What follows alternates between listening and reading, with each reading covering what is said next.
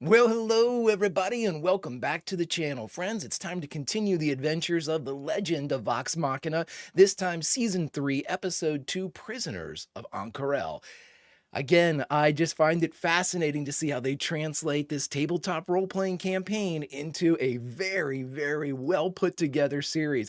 A tip of the cap to all the creatives involved, my friends. If you could do me a favor though, hit that like button, smash that subscribe, ring that bell for notifications. It greatly helps out a small channel and it allows me to alert you next time the Legend of Vox Machina drops. Of course, if there's anything that we do that you would like early or in its full-length format, the link to our Patreon is in the description, my friends. But all that is then, and this is now. And now it's time to once again strap on your lute, sword, bow, whatever your weapon of choice, my friends, as we watch The Legend of Vox Machina Season 3, Episode 2, Prisoners of Ank'Harel. Prepare to engage maximum warp reaction. And away we go!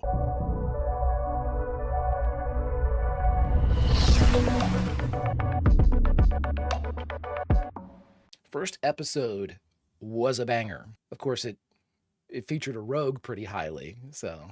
We use him to give you thousands more to feed on. I have the vestiges. We're nearly there. So cool. Great art design. I'm sure you remember how eager Orthax can be. It is. It has a name? You never bothered to ask. But that whisper found me. Bearing gifts. Woo! Without your design, we never would have been able to upgrade it. Don't you dare pin your lunacy on me! Love that. And what exactly do you plan on doing with it? Great shot. What you should have done long ago. Share your gifts with the wide, wide world. Oh boy.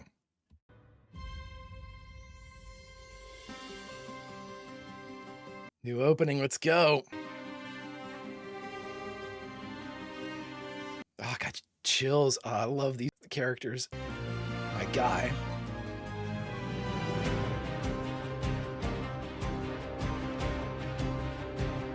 God, look at that shot. Oh. Yeah. Dagger, dagger, dagger. Oh, so cool. Great transition. I deliberately did not watch the new opening when they released it earlier. It's very hard for me not to talk about the future, but I can't wait to watch it all, friends. And I dread it. If Percy is near the plate, maybe Mythcarver can see him? Scanlan's run off to some bar. The burglar. Whoever shot at us fled in a hurry. Maybe they left something behind. Back to the archives. Oh, this might not be the best place. Those are the Hand of Ord. You do not want to cross them, nor their master.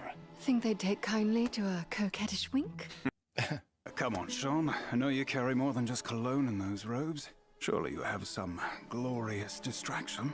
I did not come back to Ank'Harel to get arrested. But yes, I do. Fine. Let's make it quick in there. The power to disguise self is nice. But imagine if there were 100, 1,000, more. That's chaos. Yes. That's equality. Oh boy. The hand of every farm boy, every washmaid, every downtrodden soul in this kingdom and the next. Oh, great shot. No more victims, tyrants, conclaves. I sort of agree with Ripley. Have figured it out. What do you need me for? Ooh, show faith. The vestiges. A power supply. Oh. Powder residue. No mistake. Learn from my mistakes. Sorry. Came from over here. The killer didn't enter the same way we did. Go, go, go, Vex. They came through this window. Nice. That's Eridose acid. We used it in the clasp. Oh, I'm Vax. I was in a thieves guild. I'm so cool. 7 days a week. Ugh. Love it. Ah, these characters are so good. Where might a girl go for rare elemental acid? I know the place, unfortunately. Unfortunately. While I rest a second, the doctor's gonna take a solo. All right then. This next ditty is about a girl I met across the sea in Nicodronis. Nice. Me by surprise when I looked into the Water over here? That's Mercer, right? Mercer's doing Dransel. I got this one. Motherfucker. Motherfucker. And the cloak? Cabal's ruin. It controls and redirects magic. Create an arcane factory, powered by vestiges. You want to mass-produce your weapons. It's not a terrible idea. You understand humanity far more than I. My factory is inevitable. Wouldn't you rather be the one at the controls? Oh, Power and Percy. A dangerous combination. Shubod's sensational sundries? I don't remember those. Ripped off my font. I'll see what he knows. Oh, a competitor. Didn't believe me? No one does. That's not true. It's fine. Well, I've got good news and bad news. He's here, but he's dead. Percy could be dead by now, and we have no idea where he is. We'll think of something. Ripley is thorough. If we lose him, Ooh. Huh? A taste of Tal'Dorei. Oh, you got me. I'm mortally wounded.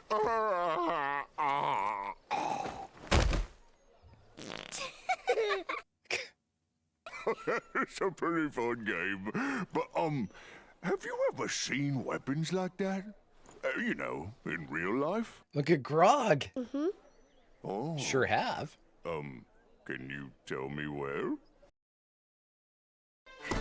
Hey, great work, buddies. Right? Kids are so stupid. I love Grog, but I'm sure Travis didn't. At one point, I'm sure Travis was like, I need more. Surrender or be taken by force. Okay. I know it seems bad, but we're not here to cause trouble. We're not. That don't sound like us. You were warned. Okay, well, ooh. But sometimes you just gotta run!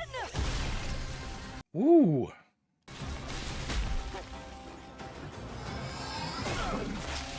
Go!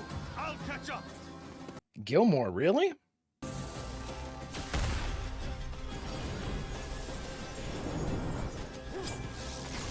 He's pretty tough, but, well. Oh, Sean. The warning goes out. we can shake these guys on the way. You two can. You two can definitely shake them. Might have to rethink the whole shaking thing. Great cut. Love it. You're not making this easy on me, are you? Did you make it easy on me and Mom? Oh, boy. Yeah. Extremely fair. Yeah. I traveled thousands of miles for this conversation. You came all this way for me? Well, yeah. Don't lie, Scanlan. The hands out there looking for some foreigners, what did it? Them. Come on, Scanlan. You know who that is. There's no way it's not your friends. Orthax merely echoes my excitement. That's the missing piece of the puzzle, isn't it? They're doing such a cool job with his glasses this season. Your theory was correct, Dr. Ripley. With magic and engineering, you can fashion an incredible power source. But it's not doing what you wanted it to. Or incinerate a maniac. See ya. Percy. You beautiful son of a bitch. No, we need him. Ripley's character design is awesome. Woo! Here we go. She's got 2 vestiges! No shit. I've got her! Man, she's good. I lost you. I'm I'm here, Vexalia. Oh, I'm fine. God, it chokes me up to this day.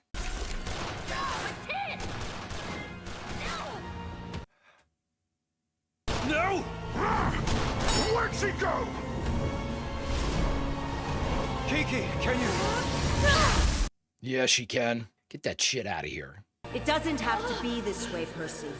Let's see. Hold her still. Stay with me, Vex. That was cool. Maktoum! Oh my God, everybody. Of Their Highness, Jamon Sa'or, benevolent ruler of Ank'Harel. I'm super excited to see Jamon Sa'ord. I mean, the truth is, when I'm on stage, I'm golden. Straight fire. Straight fire. I don't know who I am. And I'm supposed to help you figure it out. No?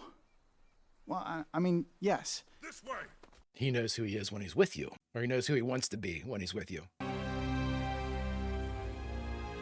Now, if I remember correctly, they're in the highest tower in the city. Their reverence.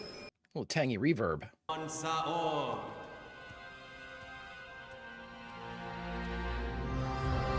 Awesome. Super cool design. Vox Machina, you have been charged with royal theft and murder. This psychotic scientist, she killed your friend, and she might be working with the Green Dragon. Even though I said we probably shouldn't listen to her, and I'm not helping. You are, Keyleth, actually. Amongst your possessions were vestiges of divergence, just like the two missing from my archives. And you, carrying a custom black powder weapon, the exact kind used in the crime. That alone is enough evidence to convict. Yeah, it's not looking good. Death. Stop! It was me. Percy! Yeah, I knew it was going to happen. Take full responsibility for the murder of Mistress Asharu. Percy, what are you doing? This is what happens when the face of the group's not around. Very well. You are all hereby banished from Ank'Harel.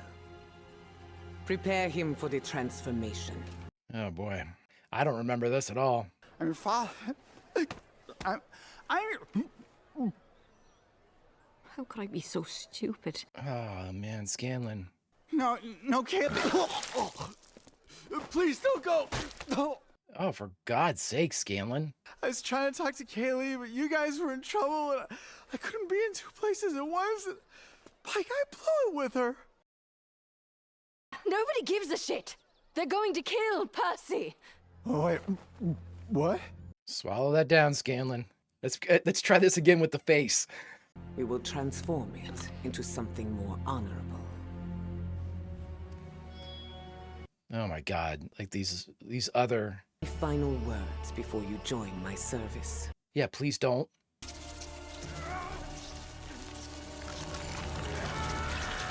Oh my God. Oh, great flicker there. Objection! Let's try this again with the face. Damn, my timing's just... wow. Get him, Burt Reynolds. What is the meaning of this? Your evidence? I have new eminence to present. Oh, come on. Look into the blade, and you'll see the real culprit.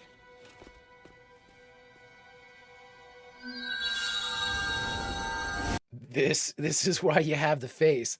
I'm not a big Bard person, as I've mentioned in episode 1, but there's one Bard I like. Can't have you watching. So you were telling the truth. And was willing to die for it. The group known as Vox Machina is cleared of all charges. Nice. Holy shit, Scanlan. I am so glad you found us. Yeah. Me too. Keep trying, buddy. I'm wearing your shirt. I'm wearing a fucking Bard shirt. Come on. He's way more than a Bard. And above all else, I just didn't want you to see me that way. Drowning in guilt won't bring you what you want. And what is it I want? Well, you're looking right at her. Ripley got away with it. Without that vestige, we have no chance against Thordak's fire. That would be true if she had actually stolen the plate of the Dawn Martyr. What? I did the only responsible thing. I hid it. replaced it with a forgery. Nice. I hid it in a place beyond even Thordak's reach. Are you familiar with the Hells of Despath? Hells? Hells? Like blood and demons and all that cool shit? Grog, it's not as cool as you think. So if we want the plate, we have to go to... Hell. We're fucked. Really? Yes! Oh, my tit! A tit. When I looked into the eyes. I'm just gonna listen to Mercer sing for a second. This prick who's super talented. Boy, I'm digging this. This series is so good. You almost forget. All right, friends, we just got done watching The Legend of Vox Machina, Season 3, Episode 2, Prisoners of Ank'Harel, and the only thing left to do is talk about it. All right, everybody, we just got done watching the second episode of the third season of The Legend of Vox Machina, Prisoners of Ank'Harel. This one was really, I mean, it's almost like you're watching something brand new and at the same time with a heavy sense of like nostalgia. I mean, because watching the campaign, these are just decidedly different, but again, you get to see like the ideas behind, because in your own mind you picture before the art and everything comes out. Mercer does a great job of explaining, or describing I should say, all the NPCs and the villains and things like that you run across, but it's not until you actually see them represented in what was an approved, like when Mercer was like, no, tweak Gilmore this way, or put something on Lady Kima this way, or until it was just right, until it was just perfect. And I think that the surprise for me is that Ripley's full on like vestige adventurer whatever design is awesome. I mean, it's incredibly cool. Really, really dug the way that they presented her, both in the voice acting for the character and the dialogue. Obviously, the actual script, the words that she speaks are just so well put together for the character. To be very honest, too, it's one of my favorite types of villains. It's a villain whose ultimate goal, well, again, you can say, well, Orthax has, would love to get all of these pepper box guns in the hands of everybody, because that's going to result in a ton of violence and death, which he loves. But again, Ripley's idea of arming the oppressed is not a bad one. It's not, I'm not saying it's I'm very torn, because I think that, when you witness this show, watch this show at any point, especially like the first episodes of the first season, where you see the destruction and the level of destruction, especially on like the citizenry, or, just like the conscripted armies. I'm thinking of the people that were eradicated by the Blue Dragon in the beginning. It's would it have been a different outcome? So many of these places where they stumble upon, dead farmers in the campaign too, where, you just see the citizenry, the civilian population is so hurt, and always, always, always is at the receiving end of all of the violence. I mean, we just saw it in the last episode, whenever there was the burst of flame, and you just see people just get evaporated by it. Again, I mean, obviously, a pepper box isn't going to stand up to Thordak or anything like that. But at the same time, having one of Percy's guns and bandits come that don't have them, you are at a much better chance of being able to defend yourself. So I am super torn about it. Yes, is it going to result in a ton more violence? Sure. But again, it's like for the short term, it's almost like... I don't know. It's a very slippery slope. And I completely understand Percy's side of it too, where, once released into the world, it's out there. There is no putting the lightning back in the bottle. There's nothing. It is absolutely done. But again, it's interesting because you have a villain represented in this episode, and in the past with Ripley, that isn't entirely wrong. You can't point at Ripley and say everything you stand for is bullshit. It's not. And she has and again, is she evil? And again, I hate the alignment spectrum of Dungeons and Dragons, but if you were going to assign an alignment to Ripley, yes. Would she be evil? Yes, because she's self-serving in many, many ways. And she's, again, she'll break as many eggs as she needs to make her omelet. So I would put her in the vein. She's not chaotic evil, I don't think. I would put her around neutral evil, maybe lawful evil, depending upon what type of law set she's following. But I'd say more neutral evil for her. And again, I think the alignment chart is outdated. It's just it's a fun exercise every once in a while. But if you play a character and you're like, I'm going to be, lawful good, sure, for how long? I always love when people are, I'm going to be a paladin, I'm going to be lawful good. Okay. What's going to happen the first time you see horrible shit and you feel like you've got to do something, but your code dictates that you don't? Here we are. They had to make a whole separate subclass for that shit called an Oathbreaker, so there we are. But again, I get way off in the weeds with alignment because it's just a silly thing. But and if you like alignment, I'm totally down with it. It can be used. I just think it hems in players, but it's good for DM to be able to have kind of an assigned alignment to NPCs just to kind of make sure you reel yourself in. If you kind of forget. I mean, you've got a ton of NPCs and you're like, wait a minute, was this person like a bit of an asshole or did they have a point? So that I think it helps DMs. I wouldn't want any player to it removes their agency, if they have an alignment that they have to adhere to. So if my players ever want to have an alignment, absolutely go for it. If they don't, absolutely go for it. Be yourself, you don't have to be in alignment. It's not like the old days where alignment was so, Christ, certain spells worked on certain alignments and not the others, the bad old days.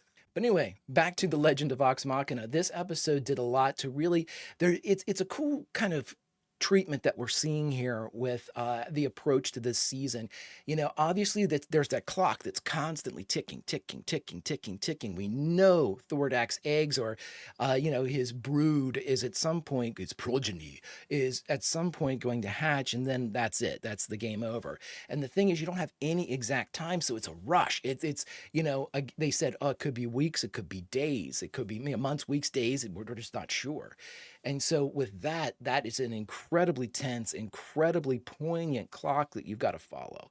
And with that kind of specter looming over you of just get it done, they are still managing to do a whole lot of character building, a ton of character building. It's delicious too. The most obvious one in this episode is Scanlan and Kaylee, who, Kaylee has every single right. I've seen people that are pissed at Kaylee, especially during the campaign, the way Mercer played her. People were pissed at her, I'm not everybody, but there was an element out there because we know Scanlan. We know he's a fun-loving, heroic, comic relief type of guy. Give him a chance. The problem is everything that Kaylee said Scanlan did. And so there's no real, and he certainly doesn't speak of a remorse or, anything that would be genuine, he's a silver-tongued devil, but you can tell that, and Sam Riegel does such a great job with this because he is really, really showing the exploratory nature of Scanlan trying to be something he isn't and never was, but desperately wants to be. And when he was kind of like, you don't even know who you are and everything, but the thing is, he knows who he wants to be, and he thinks that person is best expressed or is closer to the surface when he's around Kaylee. And this isn't me reading into what I know happens in the future of the campaign.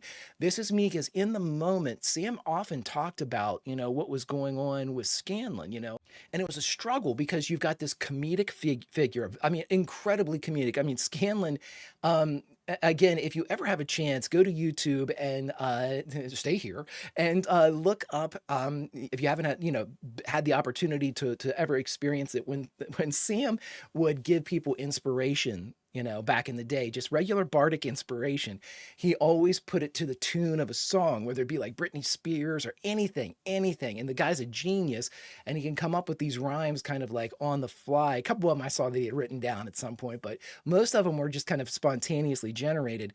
And they were always so great and always so fascinating. Dude was incredibly funny. And to this point, really, that's the Scanlan that we as the audience knew. And as we're seeing in Vox Machina, the same thing applies here where we've seen Scanlan, who is just funny. He's just, just the Joker, just the comic relief. He's there for the hee-hees and the ha-has. But there is so much more to that little gnome. There is so much more to that gnome. And there's so much more to Sam Riegel. And he is able to, just shine. The greatest thing about this is, and I'll end with this because, it's part of the character development. Sam, before playing in Vox Machina, to my understanding, Campaign 1, had never played D&D before. Never. I never played, never sat down, never rolled dice. And he sat down, and his buddy Liam O'Brien, who plays Vax, said, hey, give us a shot, man. This is what I want to do for my birthday. So let's all sit down and play a game. And, Sam, he didn't necessarily take to it like a duck to water, but he understood that it was a performance. And what they were doing, especially in front of the Geek and Sundry cameras at the time, was a performance. And boy, Sam knows performance. And he was able to take that little gnome and turn him into something funny, and then to points unknown, friends, and I can't wait to see that. And then the very, very last thing I'll say is the characterization that we were talking about was we see it in Keyleth having that sense, even in like the visions of her walking alone and being alone. Keyleth is having that incredible crisis of conscience where she believes that she is just not listened to, she's not needed. She has that kind of that loss of any type of identity and any type of relevance inside Vox Machina. And the thing that I always forgot as a viewer too was that Keyleth is on like a pilgrimage. She is out there trying to learn how to be a leader. And it's every time people don't listen to her, I'm always reminded by the fact that she's out there to become a leader and nobody's listening. She believes that nobody is listening. Great job. Marisha Ray is doing a fantastic job this season. Just in the 2 episodes I've seen with Keyleth, great stuff. And of course, the thing that always makes me tear up is Percy and Vex. I mean, that is a story that I cannot wait to continue to watch, visually represented and not just in the theater of the mind, seeing them really, explore a relationship. I can't wait to see it, my friends. I cannot wait. If you could do me a favor, though, hit that like button, smash that subscribe, ring that bell for notifications, and you'll be alerted next time we go live with The Legend of Vox Machina or any of our sci-fi content. And of course, if there's anything that we do that you would like early or in its full-length format, the link to our Patreon is in the description, my friends. But all that is then and this is now, and now it's time to say goodbye. But where should we say goodbye from, my friends? Well, as is customary here, we always like to say goodbye from a place in the episode represented by us, the audience, joining in the action. So I say that the best thing that we could do this moment is say goodbye beside Keyleth, because Keyleth is feeling the weight of a false leadership in her eyes, that she's not worthy of the laurels that she is supposed to be working towards. And if there's anything that we can do, even for a brief moment, to give her a little bit of hope, a little bit of direction, that she is in fact charting the right path, let's do it, my friends. And until such time as we can sit down and see what path Vox Machina charts, Vulcan roll, and I'll see you.